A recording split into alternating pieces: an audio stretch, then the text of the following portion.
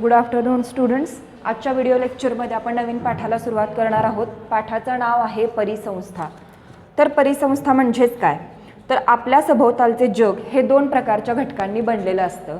म्हणजे कोणते, तर एक सजीव आणि निर्जीव. म्हणजे जे सजीव हालचाल करू शकतात, ज्यांना जगण्यासाठी श्वासाची अन्न पाण्याची गरज असते, त्यांना आपण सजीव म्हणतो.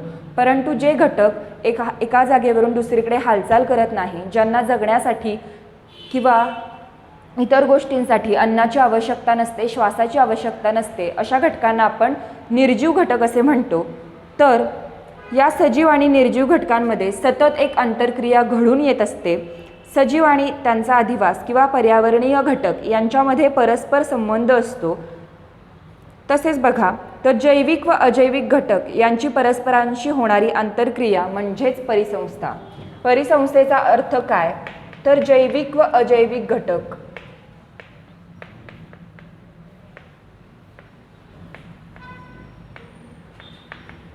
यांच्यामध्ये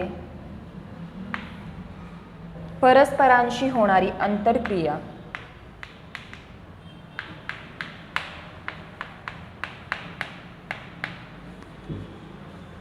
म्हणजे परिसंस्था होय.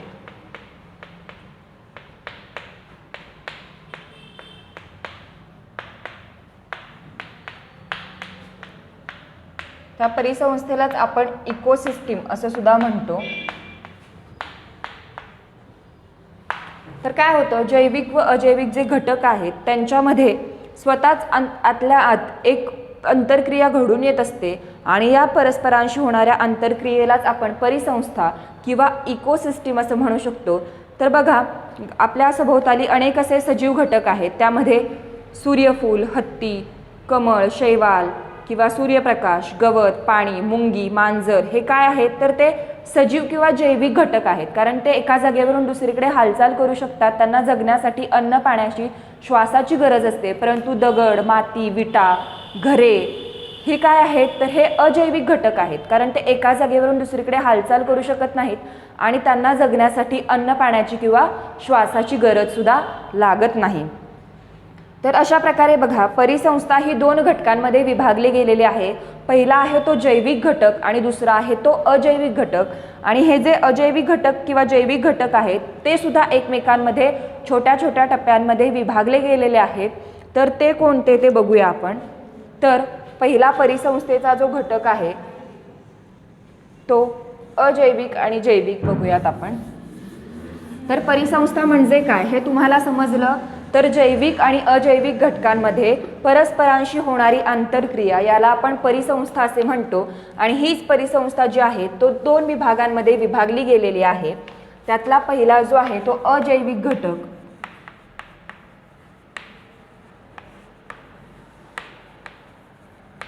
आणि दुसरा जो आहे तो जैविक घटक.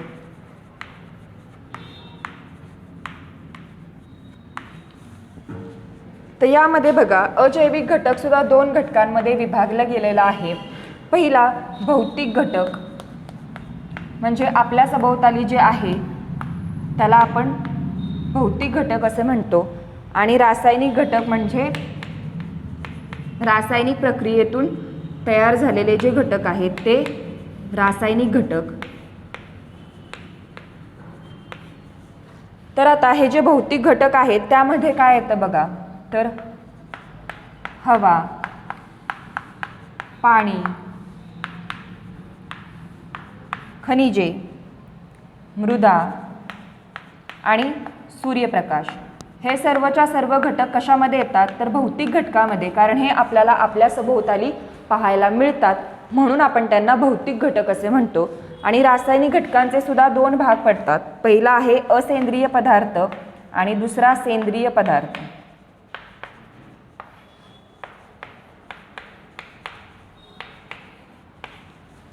असेंद्रियमध्ये येतं hydrogen, oxygen, hydrogen, oxygen, nitrogen, calcium लोह इत्यादी जे घटक आहेत ते असेंद्रिय घटकांमध्ये येतात आणि सेंद्रिय पदार्थांमध्ये येतात प्रथिने, कर्बोदके आणि स्निग्ध पदार्थ. हे कशामध्ये येतात? तर हे सेंद्रिय पदार्थांमध्ये येतात. म्हणजे अशा प्रकारे बघा, अजैविक घटकाचे दोन उपघटकात विभाजन होते, एक भौतिक घटक आणि दुसरा रासायनिक घटक. भौतिक घटक कोणकोणते? तर आपल्या सभोवताली जे घटक किंवा ज्या गोष्टी उपलब्ध आहेत, ज्यांची आपल्याला जाणीव होते, अशा घटकांना आपण भौतिक घटक म्हणतो. तर हे भौतिक घटक कोणकोणते? तर हवा, पाणी, खनिजे, मृदा, सूर्यप्रकाश हे सर्व भौतिक घटकामध्ये येतात. त्यानंतर रासायनिक घटक, जे रसायनांपासून किंवा इतर कृत्रिम प्रक्रियेतून तयार झालेले जे घटक आहेत ते कोणकोणते? तर त्यामध्ये दोन प्रकार येतात, पहिला असेंद्रिय पदार्थ आणि दुसरा सेंद्रिय पदार्थ. तर बघा, असेंद्रियमध्ये हायड्रोजन, ऑक्सिजन, नायट्रोजन, कॅल्शियम आणि लोह इत्यादी जे पदार्थ आहेत ते असेंद्रिय पदार्थामध्ये येतात आणि प्रथिने, कर्बोदके, स्निग्ध हे सेंद्रिय पदार्थामध्ये येतात. त्यानंतर दुसरा जो आहे तो जैविक घटक. तर जैविक घटकमध्ये पण दोन येतात, पहिला आहे परपोषी आणि दुसरा स्वयंपोषी.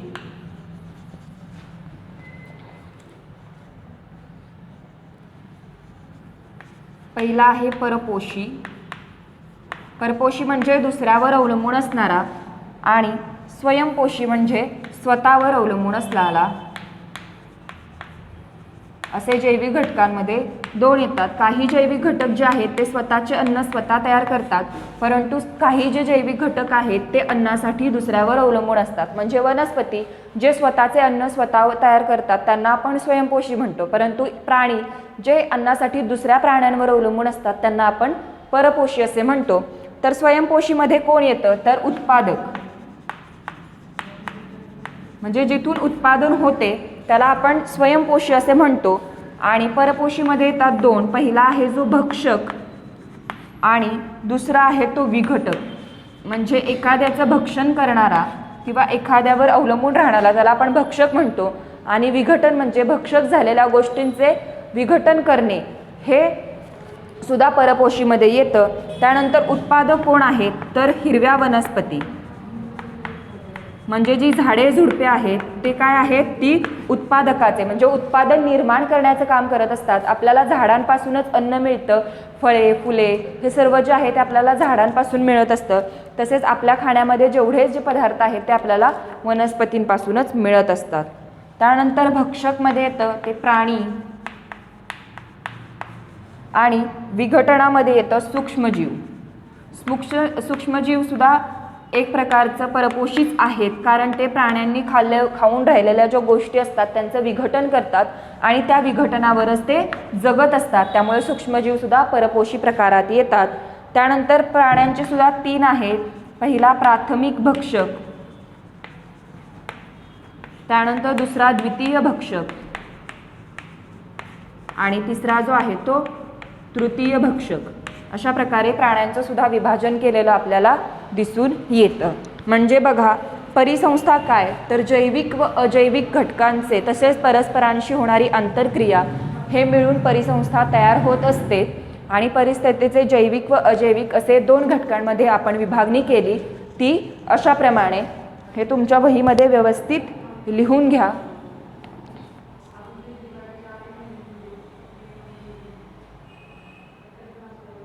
आणि यालाच आपण परिसंस्थेची रचना शिवा म्हणू शकतो. तर बघा, आता आपण बघणार आहोत परिसंस्थेची रचना कशा प्रकारे आहे.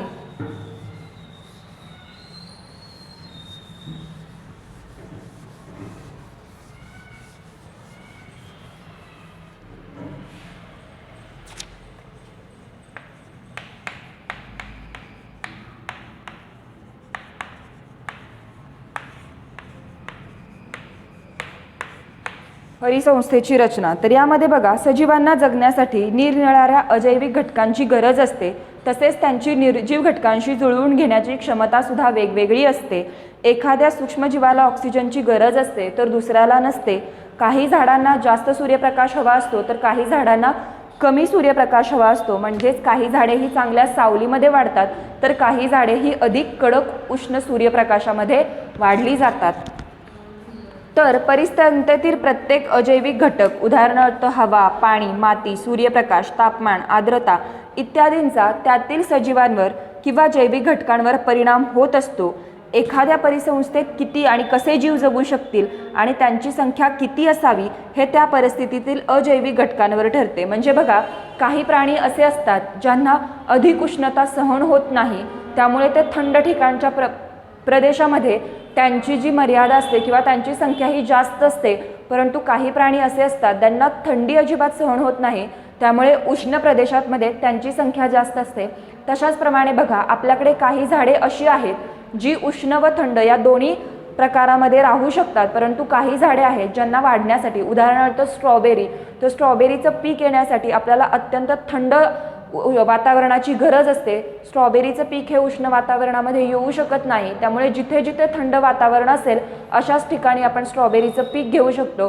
तशाच प्रकारे चहा, कॉफी यांसारखी जी पिके आहेत या पिकांना थंड तापमानाची गरज असते. त्या पण आपण बघू शकतो की काश्मीर, आसाम, दार्जिलिंग यासारख्या भागामध्ये चहाचे मळे किंवा त्यांची शेती मोठ्या प्रमाणावर असलेली आपल्याला दिसून येते. म्हणजे काही पिकांना किंवा काही सजीवांना उष्ण तापमानाची गरज असते वाढीसाठी, तर काही सजीवांना कमी तापमानाची म्हणजे थंड वातावरणाची गरज असते. तर अशा प्रकारे आपली परिसंस्था या गोष्टींवरच काम करत असते आणि त्यावरून आपण सजीवांचा जो जैविक घटकांवरचा आहे, अजैविक घटकांचा परिणाम हा जैविक घटकांवर झालेला आपल्याला दिसून येतो. तसेच सजीव परिसंस्थेतील हे अजैविक घटक सतत वापरत असतात. म्हणजे बघा, आपण हवा, पाणी, सूर्यप्रकाश, तापमान हे सर्वच्या सर्व घटक आपण रोजच्या रोज वापरत असतो. आपण हवेचा वापर श्वासासाठी करतो, पाण्याचा वापर करतो, सूर्यप्रकाशाचा म्हणजे परिसंस्थेतील प्रत्येक अजैविक घटकाचा वापर जैविक घटक हा करत असतो. तसेच आपण ती घटक उत्सर्जित करत असतो. म्हणून परिसंस्थेतील जैविक घटकांमुळे अजैविक घटकांचे प्रमाण हे कमी जास्त होत असते. परिसंस्थेतील प्रत्येक सजीव घटकाचा सभोवतालच्या अजैविक घटकावर परिणाम होत असतो, त्यामुळे त्याचा परिणाम परिसंस्थेतील इतर सजीवांवरही होतो. म्हणजे बघा, आपण आता जे गाड्या वापरतो त्या गाड्यांमधणारे धूर किंवा आपण जंगले जाळत असतो त्यामधून निघणारे धूर याचा हवेवर परिणाम होत असतो, प्रदूषणावर परिणाम होत असतो. आणि त्यामुळेच काय होतं तर त्याचा अजैविक घटकांवर म्हणजे आपली जी शुद्ध हवा असते ती अशुद्ध व्हायला लागते आणि अशुद्ध हवेचा परिणाम नकळत जैविक व अजैविक घटकांवर सुद्धा होत असतो. तसेच परिसंस्थेतील प्रत्येक सजीव त्या परिसंस्थेत राहताना, कार्य करताना विशिष्ट भूमिका बजावत असतो. त्या सजीवाचे परिसंस्थेतील इतर सजीवांच्या संदर्भातील स्थान, तो बजावत असलेली भूमिका यालाच आपण निश असे म्हणतो. उदाहरणार्थ, बागेत वाढणारे सूर्यफुलाचे झाड ऑक्सिजन हवेत उत्सर्जित करते व मधमाशा, मुंग्या इत्यादी कीटकांसाठी अन्न व आसरा पुरवते. म्हणजे काय होतात तर बागेत जी सूर्यफुले असतात किंवा इतर अनेक प्रकारची फुले असतात ते काय करतात तर ते ऑक्सिजन निर्मितीचं काम करत असतात, हवेमध्ये ऑक्सिजन सोडत असतात. आणि जे इतर कीटक आहेत ते त्यांच्या रसावर, मधमाशा किंवा इतर बारीक सारीक कीटक जे आहेत त्या फुलांच्या रसावर ते जगत असतात, त्यांची वाढ करत असतात. तर घटकांमध्ये आंतरक्रिया कशी होते ती बघा.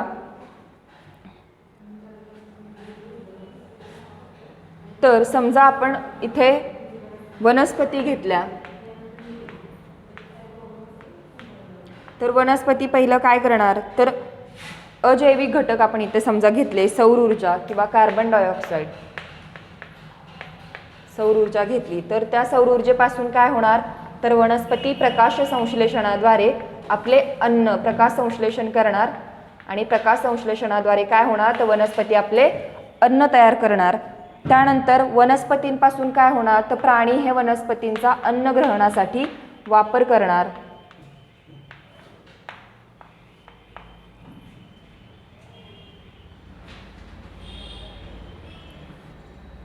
आणि त्यानंतर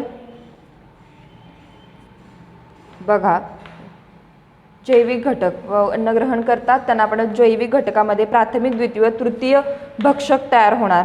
आणि हे भक्षक काय करणार तर एखाद्याची शिकार करणार किंवा भक्षण करणार आणि त्यातून काय होणार तर मृत शरीरे तयार होणार. मग त्या मृत शरीरांचे विघटन करण्याचं जे काम आहे ते कोण करतं तर ते सूक्ष्मजीव काय करत असतात विघटन करण्याचं काम करत असतात. पुन्हा या सूक्ष्मजीवांपासून मुक्त द्रव्यांचे पुनर्चक्रीकरण होते.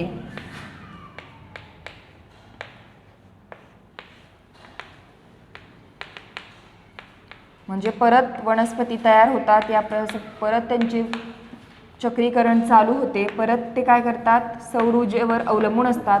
सौर ऊर्जेपासून पुन्हा ते प्रकाश संश्लेषण करतात. प्रकाश संश्लेषणापासून वनस्पती स्वतःचे अन्न स्वतः तयार करतात. परत या वनस्पतीवर प्राणी जगत असतात. दुसरे जे प्राणी असतात भक्षक प्राणी, ते काय करतात, एखाद्या प्राण्याची शिकार करतात आणि त्याच्यावर आपल्या अन्न ची गरज भागवत असतात. त्यानंतर त्यांची राहिलेली जी मृत शरीरे आहेत त्याच्यावर सूक्ष्मजीव जगत असतात. ते सूक्ष्मजीव त्यांचे मातीमध्ये विघटन करतात. विघटन झाले की त्याच्यामधून मुक्तद्रव्ये तयार होतात आणि त्या मुक्तद्रव्यांचे पुन्हा सौर ऊर्जेच्या रूपामध्ये चक्रीकरण सुरू होत असतं. म्हणजे अशा प्रकारे परिसंस्थेमध्ये प्रत्येक जैविक आणि अजैविक घटकामध्ये ही आंतरक्रिया चालू असते. ती कधीच संपत नाही. कारण जर ही परिसंस्थेमधील जर ही आंतरक्रिया संपली तर जैविक आणि अजैविक घटकांचा नाश होण्याची शक्यता असते. त्यामुळे परिसंस्थेमधील जी आंतरक्रिया आहे ती ही सदैव किंवा सतत चालू राहिलेलीच आपल्याला दिसून येते. तसेच बहुतेक परिसंस्था या अत्यंत गुंतागुंतीच्या असतात आणि त्यामध्ये विविध जीवजातींचे संख्यात्मक व गुणात्मक असे प्रचंड वैविध्य आढळते. म्हणून उष्णकटिबंध भागातल्या परिसंस्थेमध्ये केवळ काही जातीचे सजीव सर्वत्र मोठ्या संख्येने आढळून येतात, तर काहीमध्ये जिथे थंडी असते त्या प्रमाणामध्ये काही सूक्ष्मजीव व्यवस्थितपणे वाढलेले आपल्याला दिसून येतात. उदाहरणार्थ जंगल, तळे, सागर, नदी इत्यादी परिसंस्थेचा आकार, स्थान, हवेची स्थिती, वनस्पती व प्राणी प्रकार या वैशिष्ट्यानुसार परिसंस्थेचे अनेक भागांमध्ये विभाजन केले आहे. ते आपण पुढच्या व्हिडिओ लेक्चरमध्ये बघूयात.